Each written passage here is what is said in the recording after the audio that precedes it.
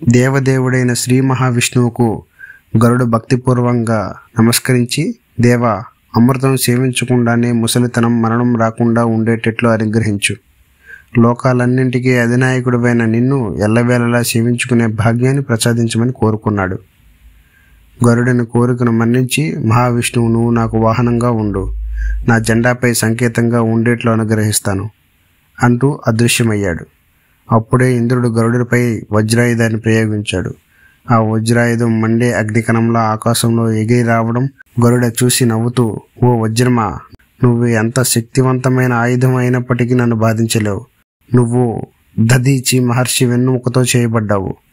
నేను ఆ మహర్షిని అవమానించలేను కనుక నన్ను తాకగానే నా 2 రెక్కల నుండి ఆ మహర్షిపై గల గౌరవంతో ఒక ఈకను జారవిడుస్తాను. నా పైన నీ ప్రభావం అంత మాత్రమేనని తెలుసుకో అని అంటూ ఉండగా భూత సమూహాలన్నీ ఒక్క పెట్టున హర్షధ్వానం తెలియజేశాయి. అతడి దృఢత్వాన్ని మెచ్చుకుంటూ సుపర్ణుడని స్తుతించాయి. వారే కాదు, ఇంద్రుడు కూడా గరుత్మంతుని దృఢత్వాన్ని శ్లాఘిస్తూ, సాటి లేని పరాక్రమం గలవాడా, నాకు నీతో స్నేహం చెయ్యాలని ఉంది. ఓ గరుత్మంతుడా, నువ్వు మరణం ముసలితనం లేనివాడవు. అట్టి నీకు అమృతంతో ఏం పని ఉంటుంది? నువ్వు అమృతాన్ని తీసుకుని పోయి ఎవరికైనా ఇస్తే వారంతా దేవుళ్ళ కన్నా బలవంతులవుతారు. కనుక ఇతరులకు అమృతాన్ని ఇవ్వకు, నాకు దాన్ని తిరిగి ఇచ్చేయి.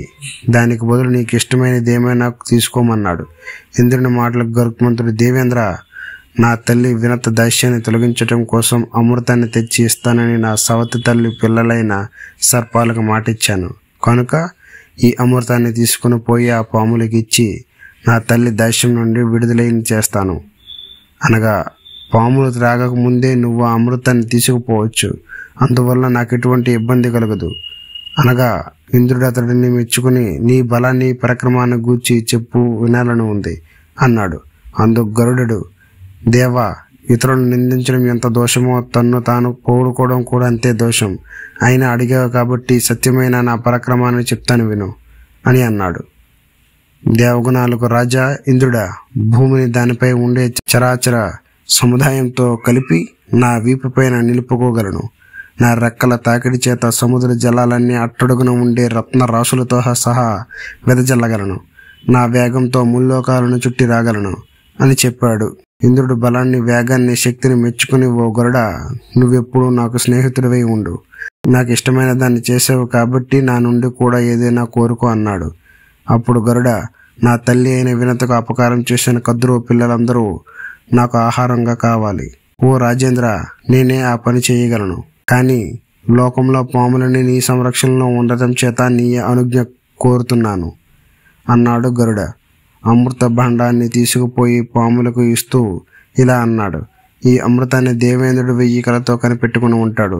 అటువంటి అమృతాన్ని తెచ్చి మీకు ఇస్తున్నాను. జాగ్రత్తగా కాపాడుకోండి. సూర్యచంద్రులు, గాలి, అగ్ని సాక్షిగా నా తల్లి వినత దాస్యం నుండి విడుదలైంది. ఇక మీరంతా వెళ్ళి స్నానం చేసి అలంకరించుకుని అమృతం తాగండి అని చెప్పి పక్షిరాజైన ఖగేంద్రుడు తల్లిని తన వీపుపై వెక్కించుకుని పాముల వద్ద సెలవు తీసుకుని వెళ్ళిపోయాడు. పాములని స్నానం చేసి అలంకరించుకుని వచ్చేలోపే ఇంద్రుడు ఆ అమృత భాండాన్ని చేజిక్కించుకుని స్వర్గానికి వెళ్ళిపోయాడు. ఆ తర్వాత పాములని స్నానం చేసి అలంకారాలు చేసుకుని వచ్చి చూస్తే అమృత భాండం పెట్టిన చోట కనబడలేదు.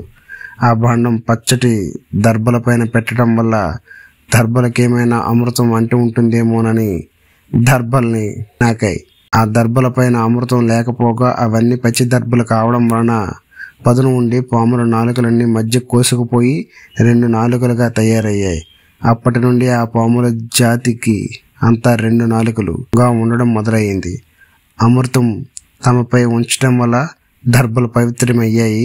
ఈ విధంగా పాములు అమృతాన్ని పొందే భాగ్యాన్ని కోల్పోయాయి.